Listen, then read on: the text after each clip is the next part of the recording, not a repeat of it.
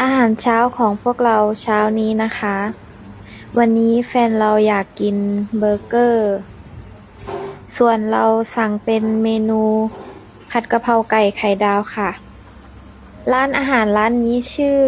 ข้าวต้มโต้คลื่นนะคะ อยู่ตรงข้ามกับโรงแรมมู่หลานโรงแรมที่พวกเราพักอยู่ค่ะ ดูบรรยากาศที่ร้านตอนเช้า ยังไม่ค่อยมีลูกค้านะคะ เพราะว่าเรามากินค่อนข้างที่จะเช้ามากค่ะ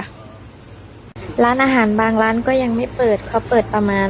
11โมงหรือว่าเที่ยง บรรยากาศในร้านอาหารก็ชิลสบายๆ มองเห็นวิวนอกร้าน รถก็ขี่ผ่านไปผ่านมา